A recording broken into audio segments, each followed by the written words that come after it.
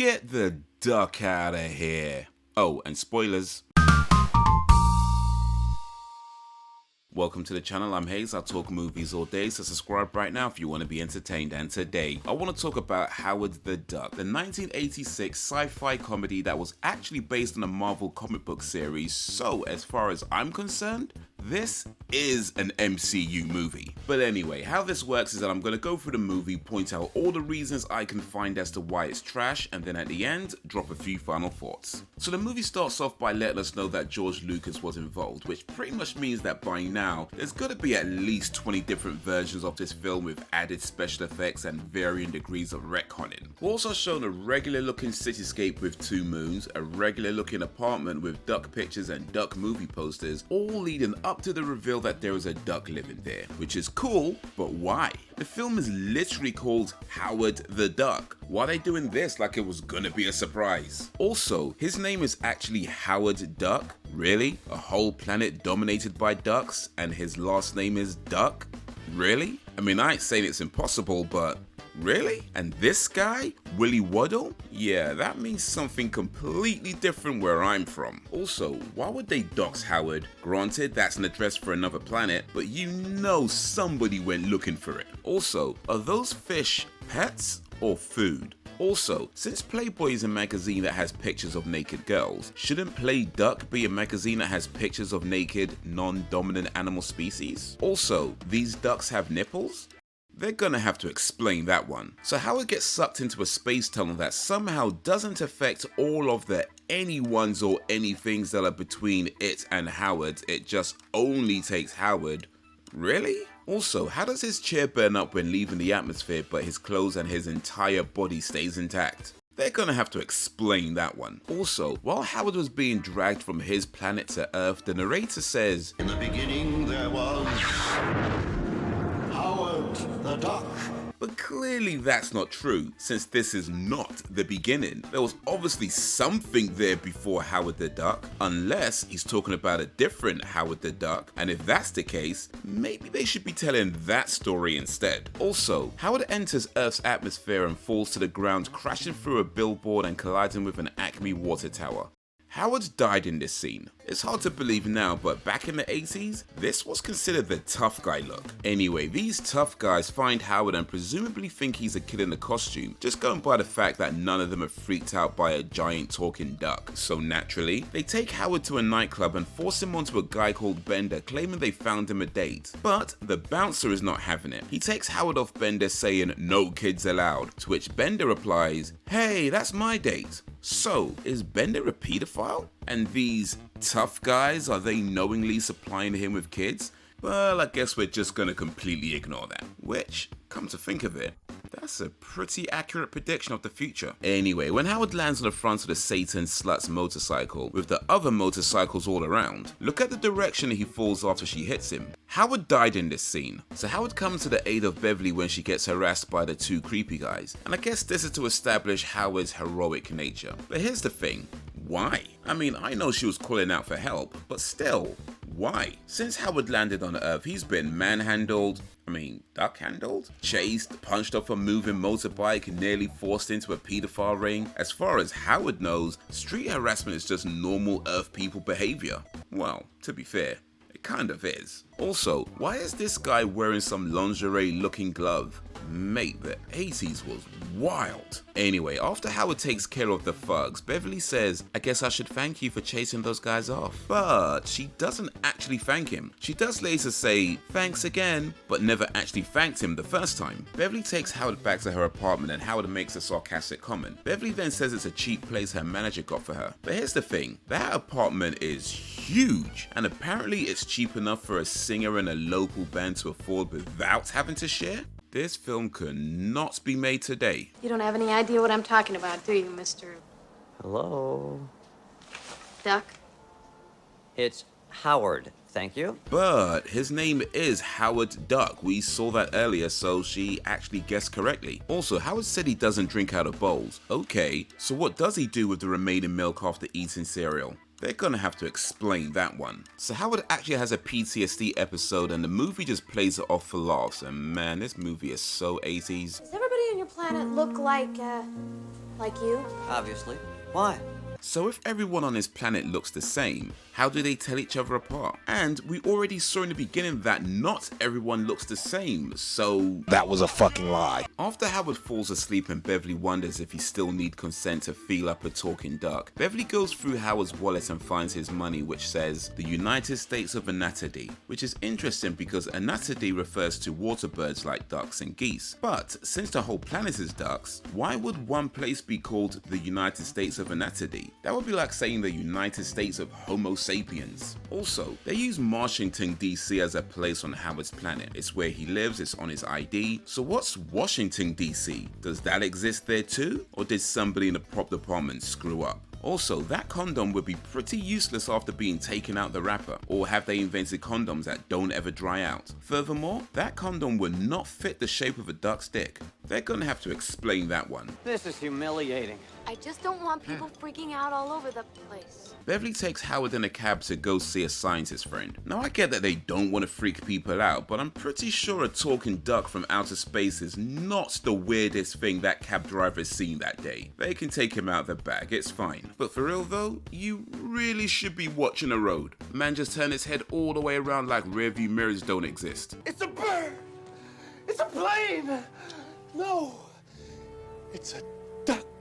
Actually, a duck is a bird, so you could have just stopped talking after the first bit. Hey, Phil, don't talk to him like that. He's just as smart as you are. Oh, now I'm really depressed. Yeah, that was good. Oh, look, maybe you are trapped in a world you never made, but I got problems of my own. You know, my whole career is falling apart. Can't lie, man, that's kind of a bitch move. The duck's been dragged through space to a whole nother planet and you're trying to make this about you? Come on now. Anyway, after Howard and Beverly part ways, Howard goes looking for a job. But what I want to know is biting ours normal behavior on Howard's planet? Because if so, we're clearly doing something wrong. Anyway, Howard gets a job in a sex sauna and his boss calls him a creepy little dude, which has got to be the weirdest insult coming from a guy who runs a sex sauna and employs someone with no prior checkable work history. Also, Bossman says there's a plugged up air jet, and since Howard is supposed to be the water expert, he wants him to fix it. But that's two different things. Someone who is an expert on water isn't necessarily the same person who can fix an air jet. You'll need an engineer or a mechanic for that. Wait, I can't swim!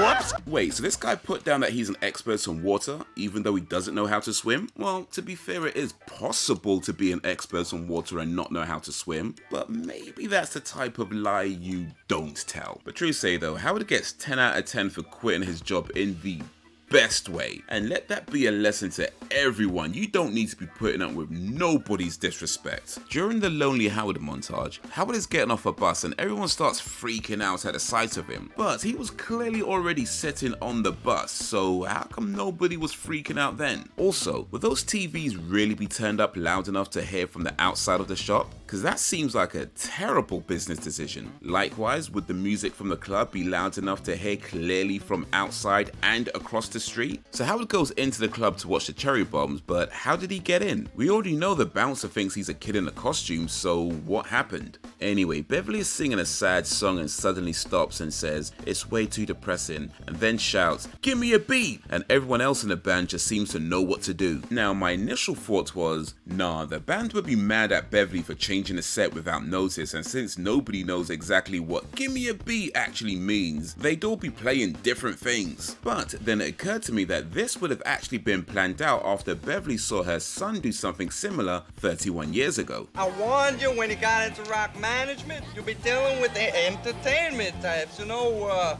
different strokes and all that. Yeah, different strokes, because he's a duck. Look at the position of this guy's earring. Now look at it. Nah, there should be blood in this scene. Also, Ginger saying he's letting the girls out of their contract really doesn't mean anything. Also, when Howard put the ice pick down when taking the money, they could have all whooped his ass right then. Phil brings a pizza into the dressing room and Howard asks, "What's a pizza?" Now, seeing as Howard's from a world that has similar things to Earth, you might think they would also have pizza too. However, pizza is bread based and ducks don't, or rather shouldn't, eat bread because it's no good for them. So it actually makes a lot of sense that Howard wouldn't know what a pizza is. I gotta give him props for that. So this girl went from trying to seduce her son unknowingly to trying to seduce a duck jokingly. Nah, you get the side eye. was redirecting the laser beam from its original target so that it hit your planet instead. Hit my planet? How about hit my living room? Well, I mean, your living room would be on your planet, so he was right. After the scientist folk figure out a possible way to send Howard back home, there's a couple of heartfelt moments between Howard and Beverly where they talk about missing each other. But didn't they just meet like 2 nights ago and didn't even spend all that time together? What's to miss? They don't know each other like that. I want to see my lawyer. I've got rights, you know. You know, under Reagan's presidency, he just might. Anyway, they lose control of the laser again, there's an explosion in the lab and the cops come. Now I get that Lieutenant Welker thought Howard was just some guy messing around, but that would mean that when he ordered the officers to take off Howard's duck suit, he really just sanctioned sexual harassment. Also, when Howard throws the lit cigar in the bin and the cop goes to take it out, why did he put his whole head in there? Are you dumb? Also, Phil was in police custody and Lieutenant Welker was questioning what he was doing there and pointing out he has no ID. Okay. But why? Shouldn't that scientist guy, Carter, the one that Phil came with, have explained who Phil is to the cops? Or did he just pretend like he didn't know him? Can't lie, man, I'd probably do the same thing. The suspect is 3 foot 1 inches tall. 3'2", thank you. But on his ID card it does say he's 3'1", so they actually got that correct. And apparently, Howard is insecure about his height. But here's the thing, when the cop told the other cops that Howard is armed, did he really need to explain what that meant? I mean, I think they should know, right? Because if they don't, they probably shouldn't be cops. So after Howard and Beverly escape with Dr. Jennings tries to explain that he saw something and the world is in danger, but Howard and Beverly aren't taking him seriously. Why? Howard is a duck that got sucked out of his living room from one planet to another planet over some random space laser malfunction. At this point, surely the realms of believability have been expanded. Hey, honey. Yo. You know, being from another planet is no excuse for rudeness. Anyway, Howard freaks out when a waitress brought over the plate of eggs saying he's not into cannibalism. But those would be chicken eggs, not duck eggs. Furthermore, the eggs most likely don't have embryos, and if they do, they wouldn't be developed enough to be considered a bird. So really, Howard freaked out over nothing. But furthermore, how would Howard know that those were eggs? Presumably on a planet where ducks are the dominant species, sunny side up wouldn't be a common thing. An evil unlike any you can imagine is about to engulf the earth. Oh, no, we have fights in here all the time. I like this waitress. I hope somebody gave her a tip. Anyway, Evil Jennings was upset that the eggs were taken away, but not that long ago he said he had no need for human food, so which is it? He's my favorite duck. You hardly know him. Finally, somebody pointed out her unhealthy attachment to somebody she literally just met. Okay, granted that's not exactly what he said, but still. So I get that fights happen there all the time, but surely this is not normal. Bear in mind they think that Howard is a kid in a costume, so why are they all so eager to see him get chopped up? And speaking of eager, this guy clearly understood the assignment.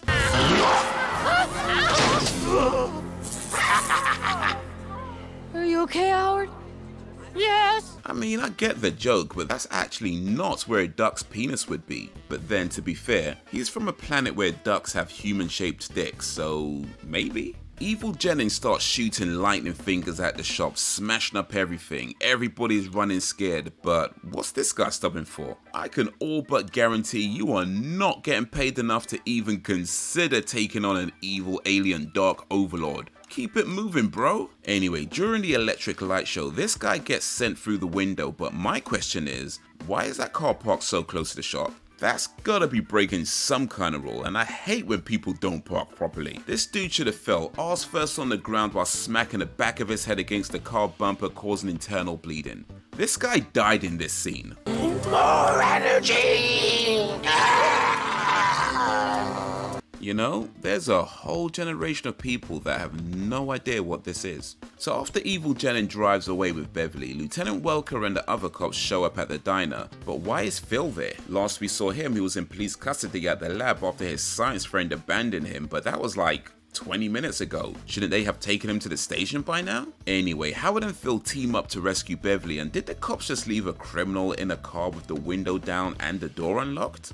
Are you dumb? So Phil and Howard find an aircraft and fix it up in just a few hours? An alien duck who doesn't believe in flying and a trainee scientist in handcuffs? Really? Also, apparently this wasn't that far from the diner where all the cops are, so while Phil and Howard were tinkering away, it still took the cops that long to find them? They were literally right next door. Come on! Also, this cop says they spotted the duck and the kid. Now I'm assuming the duck is Howard, so is the kid Phil? I don't know, this guy don't look old enough to be calling Phil a kid. Also, Howard flies a plane pretty well considering this is presumably the first time he's flown a plane. And speaking of that, Howard said that they have a saying on his planet: if God intended us to fly, he wouldn't have taken away our wings. But clearly on Howard's planet they have aircraft since 1. Howard recognized it right away, and B, in the beginning the postcard from Michelle said she was flying back. So is that really something they say on his planet? Or is Howard one of these guys that are against progress and innovation? Probably one of those flat eggers too. Anyway, Evil Jennings needs more power and crashes through the fence of a nuclear power plant, and it just so happens they were having an open day. But nobody gonna say nothing about the fence? Or the girl screaming from the inside of the Juggernaut? I mean, people can hear her, right? This place does have security, right? And now they let some random weirdo wander around the nuclear power plant unattended? Somebody better be getting fired after this. I'm not even gonna ask if they're dumb. The fact that they didn't think to just stop the car or at least pull the banner off the windshield. Oh, okay, so I guess on Howard's planet the Japanese also attacked Pearl Harbor in 1941. Interesting. Evil Jennings drives into the back of a car, causing a knock-on effect, pushing each car forward. There's at least 5 cars all waiting for an exhaust test, and you're telling me not one of them thought to apply the handbrake?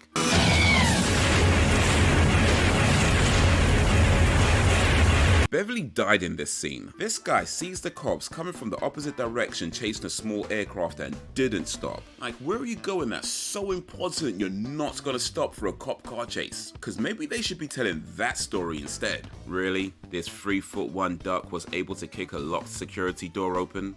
Really? Also, kicking the door open doesn't change the security clearance. If anything, that should have set the alarm off. Also, the neutron disintegrator was behind a chain-locked grill. Good thing there just happened to be a sledgehammer nearby. I guess there just so happened to be an axe nearby too, because all of a sudden, the handcuffs have been cut. What's this do? Really, Howard? You think now's a good time to be pressing unknown buttons on an untested weapon?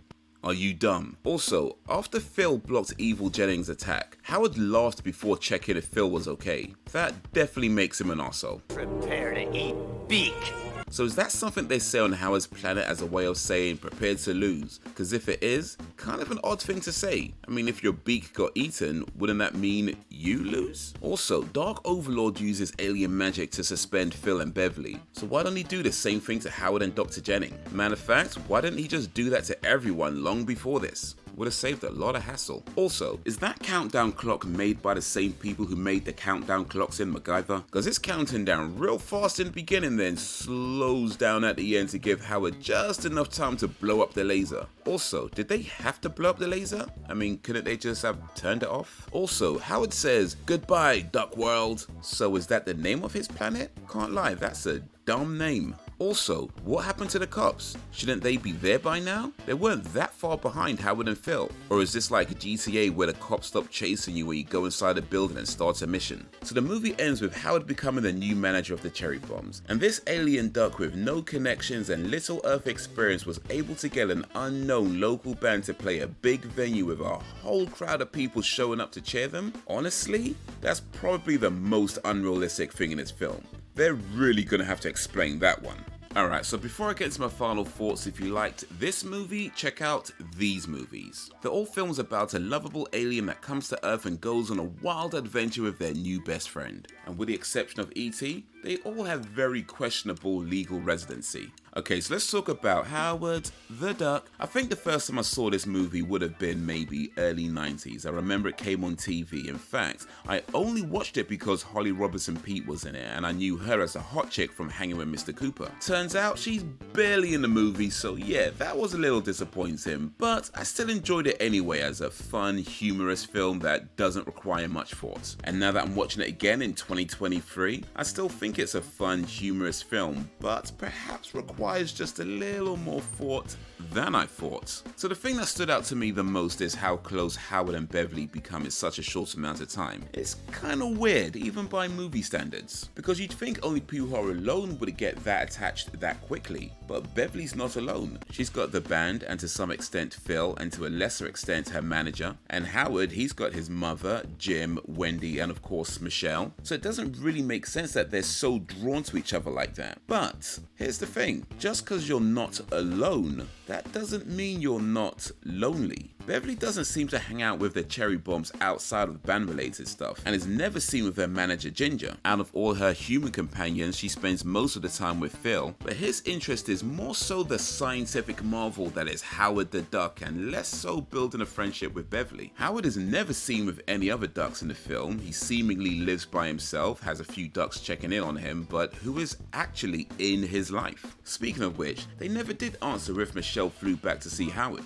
I mean, does she have a keys to his apartment, or did all his goldfish die? Anyway, the closest we see Howard with other ducks are a couple of pictures in his wallet. One that's presumably with his parents, and another with two lady ducks at the beach. Perhaps they're Wendy and Michelle? If they are, Michelle doesn't even take him on holiday with her, and Wendy just sees him as a booty call. And if they're not, then I guess they're probably not much more than a casual holiday fling. Jim might be a friend, calls to check if they're still playing racquetball, and that's it. Nothing else. Okay. At least his mother loves him.